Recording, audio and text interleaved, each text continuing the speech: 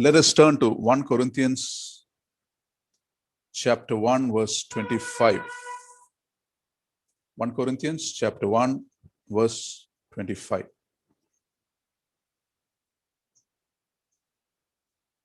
For the foolishness of God is wiser than man's wisdom, and the weakness of God is stronger than man's strength.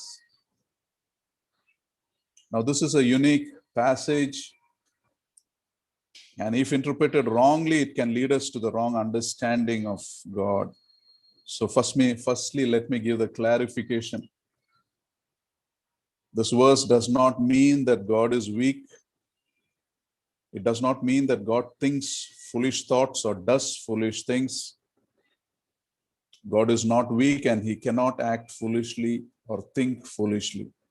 This verse is talking about what appears to look foolish or what seems to look weak. What it means is, man, because of his limitations, cannot fairly evaluate what God does or what God thinks. Man by himself does not have enough knowledge to gauge who God is. Therefore, God's thoughts and actions are incomprehensible to him. Moreover, man, instead of admitting he does not know, tries to explain away God's thoughts as foolish or weak. That's a general tendency today also, right? People in general don't like to say, I don't know. They try to explain away. There are many people, even if they have zero knowledge about a subject, they still try to give an answer. So to understand this verse, we must read it carefully in the context of this chapter. If you look at the context, we see that Apostle Paul is never saying that God contains any foolishness or weakness. Instead, here he is giving the reason as to why so many people reject the idea of the crucified Lord Jesus Christ. In 1 Corinthians 1, 18 to 31, Apostle Paul describes the foolishness and weaknesses of the gospel in the world's eyes. In other words, from a godless perspective, it is foolishness and weakness to think that God would sacrifice his only son to pay the penalty for human sin. Both Greeks and Jews rejected the idea of Lord Jesus crucified. Pagan religions in particular, they would call a deity weak if that deity could be killed on the cross or like a common criminal. But those called by God to believe, they recognize that this so-called foolishness or weakness of God in giving his son is the greatest of all wisdom and power. They see the incredible self-control required of an all-powerful God to remain on the cross and actually give up his life. They see the God who, instead of exercising his power to destroy those who were going to kill him, he remained on the cross and chose to give up his power so that we might not perish. And that is the perspective I want to speak about today, the real power behind the so-called weakness of God. What does it mean? The weakness of God is stronger than man's strength. This verse speaks of a particular pattern how God works. The pattern which on the outside look as if the wicked is strong and they can get away with their sins and wickedness. And we see this pattern woven throughout scriptures, throughout history. Not only that, we see that pattern in work in our own lives also. God many times gives positions of the greatest worldly power not to his children but to his enemies. He gives the greatest influence and wealth not to believers but to their enemies. He gives great positions of power to those who take their stand against him. And then, after that, many times, in the most unexpected way, he redeems his people and he overthrows their enemies. And in the most improbable and even impossible ways, he saves his people and destroys the enemies.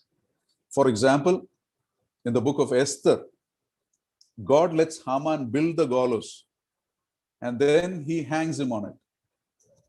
Let us go to that part to see a little more in detail. Let us turn to the book of Esther, chapter 3, verse 1. I'm assuming all of you know the story, so we will just kind of run through this pattern that God works. Esther 3:1, it says, King Ahasuerus promoted Haman the Agagite, the son of Hammedatha, and advanced him and set his throne above all the officials who were with him. Now, this is the time in history where the Jews were living in the Medo-Persian Empire under the rule of King Ahasuerus. And Haman was one of the king's court officials. And at some point, the king promotes Haman. He promotes him to the position of what we call the Grand Vizier. That means he is the second in command and the king's most trusted advisor. He is under the direct command of the king. And Haman loved his powerful, lucrative, and exalted position. So that's one part. Now let us turn our attention to another part, another man in the book of Esther, Mordecai. You see Esther 2:5 and 6, you see Mordecai is a Jew living in Susa. He had probably come there as part of Nebuchadnezzar's deportation program that happened a generation earlier. He held no position of power or social influence. All we know about the past of Mordecai is that he was bringing up his first cousin, Hadassah, as his own daughter, because she had been orphaned. Both of my father and mother had died. Now, Hadassah's Persian name was Esther. And this girl was probably in her teens. And she happened to be exceptionally beautiful. And as a part of Mordecai's household, Esther probably also lived in obscurity as an unknown and unimportant person. Then something unusual happens in the kingdom. The queen of the kingdom refused to obey a command of the king, and therefore she was divorced. As a result, the kingdom-wide beauty contest was staged as to who would be the next queen. And stunningly, Esther, with no powerful connections, with no noble background, she wins the contest and she becomes the queen of the land. Now, Esther becoming the queen of the land did not result in Mordecai getting some special privileges or court access, because he had specifically told Esther not to reveal her nationality or family background. Esther 2:10, you see that. But Mordecai, being a loving and concerned adoptive father, he regularly stations himself near the palace gates so that he could keep tabs on Esther's well-being as best as he could. And now this resulted in many unexpected consequences. One consequence was, one day Mordecai discovered an assassination plot against the king. He exposed it and saved the king's life. But the king apparently forgot about it quickly. But the deed was recorded in the king's book of memorable deeds. So despite his faithfulness, Mordecai remained just another obscure servant hanging out about around the palace gate. And now these were the gates from which Haman regularly went in and went out. And one of the enjoyable benefits of Haman's position was that whenever he would enter or exit the palace gate, the king's subjects had to bow down before him, recognizing Haman's superiority. You see that in Esther 3:2. All the people used to bow down before him, but one man would not bow down to him. And that one man was Mordecai. Mordecai, due to his Jewish convictions, refused to honor Haman in a way he believed only God should be honored. Now, Haman was informed about this, and he took offense and was filled with anger over this. And now comes a strange twist in the story. Once Haman discovers that Mordecai is a Jew, his anger turns genocidal. That means instead of targeting one person, he decides to target Mordecai's whole race. Haman decided that every Jew in the kingdom should die. You see that in Esther 3:5-6. Now, why this overreaction? Why kill every Jewish person? Well, perhaps Haman had a big ego, but most likely there is another reason. There is a past backstory that is playing out. Now, we are told in Esther 3:1 that Haman was an Agagite. That means he belonged to the line of Agag. Who was Agag? Agag was the Amalekite king whose army was annihilated by the Israel army under King Saul. In other words, Haman the Agagite was of Amalekite descent. And Agag himself was executed by Prophet Samuel in 1 Kings 15. You see that.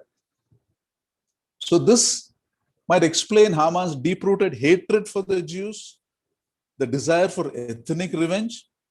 Now, with these feelings in heart, Haman waits for an opportune time. And when he felt that the time was right, he carefully persuaded the king that there was a people in his kingdom who would be a danger to him, and therefore they should be eliminated as a race. The king was persuaded, and he put his ring to the wax and also gave permission to Haman to use the government funds to exterminate the Jews. So now the stage is set. Haman had secured all the political power, the legislative order, and the financial resources to carry out this mass slaughter. Everything seems to be going well for Haman. He appeared secure in his position of power, honor, and wealth. And the day of the death of the Jews was on schedule. And to give himself a special reward, Haman had an extravagant 75 feet gallows made so that he could fully enjoy Mordecai's death. You see that in Esther 5:14. Now, this is the thought we are talking about, the pattern of how God works. A pattern that looks on the outside, that the wicked are strong and that they can get away with their sins and wickedness. You see that in the world around us, right? Wicked people sometimes have a great share of the outward prosperity. They seem to have the least share of the troubles of the world, and they seem to have the greatest share of the comforts of this world. They live without the fear of God, they persecute godly people, and yet they seem to prosper and get on well in the world. We see that here. On the outside, the position of God's people looks so weak, and the position of the enemies looks so strong. But the truth actually was, it was the enemy who had so terribly miscalculated. Because the events turned suddenly in the most unexpected way, and on a single day, everything changes. It all started with a royal bout of sleeplessness. One night, the king was not getting sleep. So, unable to sleep, the king decided to review the book of memorable deeds. You know, many of us fall asleep while reading books. Maybe he wanted to fall asleep also. So he orders the history books to be brought in and be read to him. Even in those days, reading history books seems to be one of the most effective ways to fall asleep. And as the king read, he happens to realize that he had forgotten Mordecai's memorable deed of saving his life. The man had never been rewarded. And this oversight needed rectifying immediately. And Haman just happened to come to the palace at that time to talk about Mordecai's hanging. Looks like he also didn't get sleep. And the king asked him, what should be done to the man the king delights to honor? Esther 6:6. And Haman, thinking that the king had him in mind, he offers great counsel how men in whom the king delights should be honored. I'll just read Esther 6:7-10.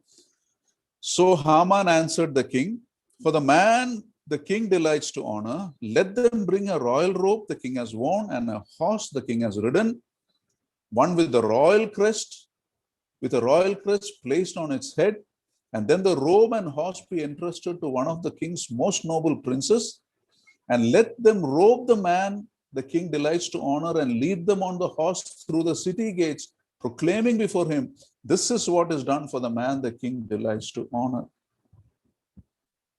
And to Haman's utter disbelief, the king commands him to honor Mordecai in the way, all the way that he just advised. Esther 6:10, he says, and the king adds, do not neglect anything you have recommended. So Haman is forced to take Mordecai, get him dressed in royal clothes, robes, lead him on a horse throughout the city gates, proclaiming before him, this is what is done for the man the king delights to honor. See the turn of events. Haman was forced to honor the person he was planning to hang. After this, Haman rushes home. His head is covered with grief.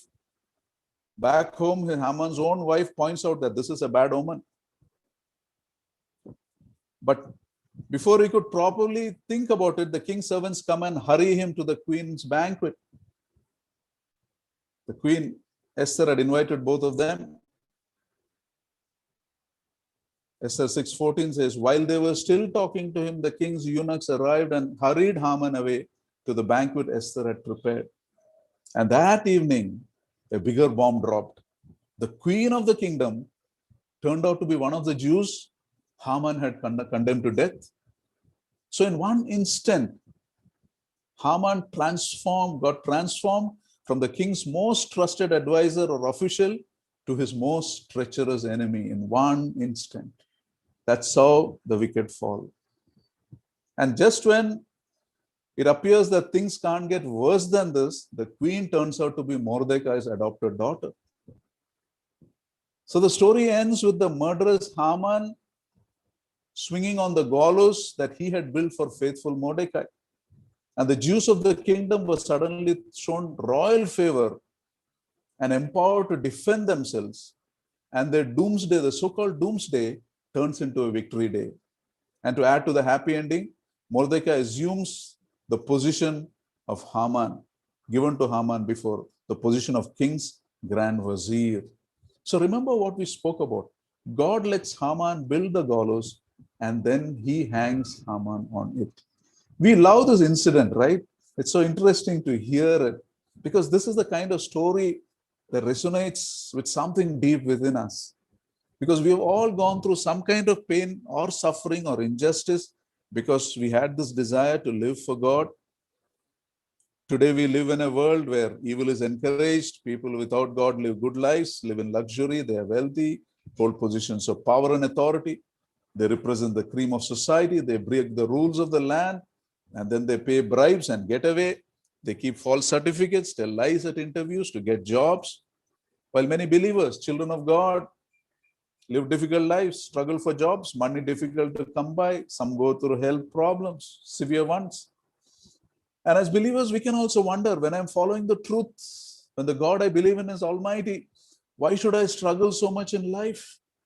But the Bible says, don't be discouraged. Things are not what it appears on the outside.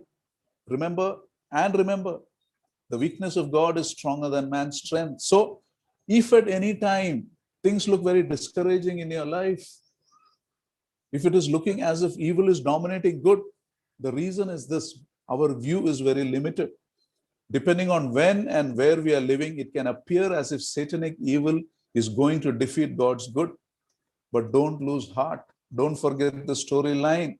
There is a bigger story playing out, much more than we realize. A time is coming when the events are going to turn on that providential hinge and God will send deliverance to his people, most likely from an unexpected place. The wicked assume they have the upper hand. They make fun of the sufferings of God's people, but they don't realize that they have constructed the weapon of their own demise. They don't realize the power of the one who they are fighting against. So what are some of the things we can take away from what we just spoke about? One important thing that we take away is, remember, life may be unfair, but God is faithful. So learn to look to God and not to people. It is foolishness to think that life is going to be fair. It is foolishness to expect justice from people. Depend on God to bring justice. God judges perfectly when you are falsely accused. God's power to take the most negative situations and turn them into positives is demonstrated throughout biblical history. and secular history also. There is not a crisis that goes beyond the bounds of God's almighty power. Whether that difficulty comes from Satan or from other people, or that difficulty is self-inflicted, or the difficulty is experienced in the process of obedience, it's immaterial. Remember, God can rearrange, He can reconstruct, He can realign the situation for our good and for His glory. And since God is just, all He permits is consistent with His justice. God's justice guarantees that ultimately all that is unfair will be dealt with. So remember, we are being foolish if we assume that life is going to be fair and just. Our only safety is to realize that God is just, and in His time and in His own way, He will deal with both. He will deal with both the injustice that has happened and with those who have been unjust. Now think of a time where you were falsely accused or badly treated. What did you do? Did you turn to God, or did you take matters into your own hands? Next time you face such situations, remember, turn your injustices to Him and be at peace. Learn to look to God and not to people or at our own abilities. Esther was queen. That means she had certain powers and influence of her own. Yet she didn't impulsively act on her own. What did she do? How did she respond? The Bible says she prayed, she fasted, and acted with her God-given courage, even when perishing was a real possibility. And we are also caused to respond like that. Today our position may be looking weak, the godly may be looking strong, but remember, things are not what it appears to be. Many times, a believer's life is played out in strange and unlikely ways because God wins many of His battles from lower ground. He concedes the higher ground deliberately to the enemy and deliberately disadvantages Himself. And then effortlessly He destroys the wicked. Even when things that God does appears like weaknesses, His power is still so great that it can't be imagined. There is no limits to what God can do. Remember, always remember that God is too powerful to bring you to a place of defeat. Ephesians 3:20 says, God can do immeasurably more than we can ask or imagine. What is the definition of immeasurable? It's too extreme. You cannot. That means you cannot imagine what God can do. His power is so great that we don't even know how much we don't know. That's what it means. You see, on a day like this, on a day like today, Mordecai sat at the palace gate unnoticed and unimportant. But before the day closed, he was brought into the palace and honored. On a day like this, things were looking hopeless for God's people because a powerful enemy had already ordered their extermination. But before the day was over, the enemy was hanged on the gallows he had made. In the book of Daniel, the satraps, when they cunningly influenced King Darius to write the decree against Daniel, they thought they had finished Daniel for good. Little did they realize that in getting that decree written, they were signing their own death warrants. And Esther and Daniel are not isolated stories. They are a pattern of how God works. And we see this pattern throughout scriptures, and you will notice that in your own life also. On a day like this, Joseph spent the night in prison. By morning, he became prime minister. On a day like this, Naaman woke up as usual from his leprosy, but before the day was closed, he was healed. On a day like this, King David was innocently taking care of his father's sheep, but before the day was over, he was anointed as king. On a day like this, Bartimaeus woke up as a blind man, but before the day closed, he was able to see. On a day like this, a woman with an issue of blood woke up with her illness, but before the close of the day, she was totally healed. So remember, what we are going through right now is no indication of how things will end. God can change things dramatically and instantly. Moreover, should things not change in this world, remember, whatever a believer goes through, they still remain the ultimate winners of life because of the eternal life that is within them. At most, they may lose few battles in life, that's all. They can never really lose the war, because the war is already won. A believer does not fight for victory, he fights from victory.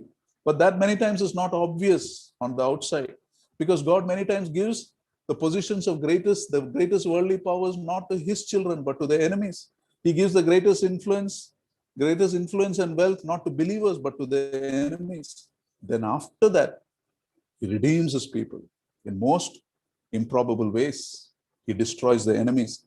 And today, one of the ways he destroys your enemies is by making them your friends. That is by saving their souls. That is why we are called to love our enemies and pray for those who abused us, and who are unjust to us. We are called to be people who live that obedient and righteous life and be people of prayer. But remember, it is not our prayers that marks God's ability. He can give far more than we can pray. And he wants to give also. We were reading in Job 36:7, says, God does not take his eyes off the righteous. He enthrones them with kings and exalts them forever. God can give you much more than we can dream or desire. You see, it's not our dreams and desires that mark God's ability. He can do things we cannot dream of. He's not limited by our prayers. He's not limited by our problems. He's not limited by our weak theories of who he is. So let us concentrate on clinging to him, living that righteous life. Don't get discouraged by the things that are happening on the outside. But remember, we belong to an eternal God who has planted eternity in our own hearts. And therefore, a believer can never lose in life. Let us pray.